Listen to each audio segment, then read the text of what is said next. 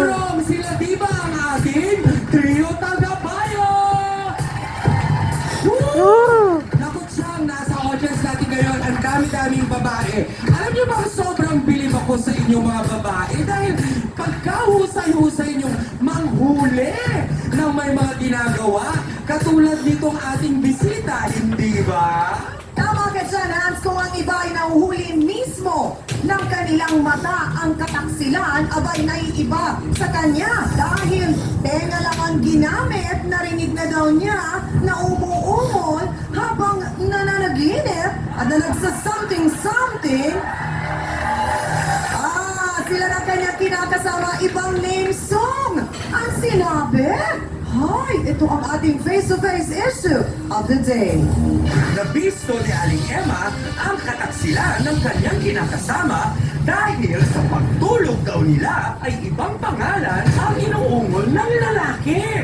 Wala siya kopera, wala siyang hanap buhay. Pagdating sa bahay po, lasing siya. Bibi niya, parati, bibi, nasaan ka? Walang kasi sa akin. Sabi po niya, wala daw siya asawa. Wala na daw sila. Ikaw pala ang babae sa asawa ko, kaya pala na wala nang binibigay sa akin na pera. Subukan mo lang. Magkikita tayo. Magkasubunutan tayo. Ano nga ba ang totoo?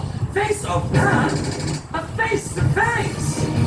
Mga kasawsawan dito sa Morong Rizal, eto na, 17 taon na silang nagsasama at 4 na ang kanilang anak. Pero nang dahil sa panaginip di umano, abay nagkabistuhan at ngayon nga'y nanganganib namang masira ang kanilang samahan. Bakit kaya? Ano ba ang nabuking ni Ate Emma Belinda Kaingkoy? At kasama ang di kanyang pangalan, ang nabanggit ang inumol sa pagtulog ng kanyang kinakasama na si Mang Benito Boboy de la Cruz. Halika nga kayong dalawa. Pasok!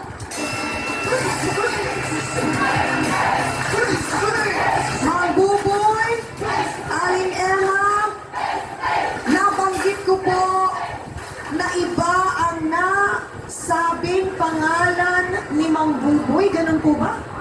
Opo. Wala. Katabi po kami sa pagtulog, parati, bebe.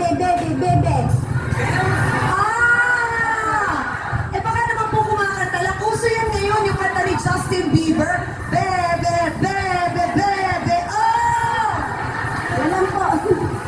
Kilala niyo po si Justin Bieber? Hindi. First time. Sino po si Bebe? Hala,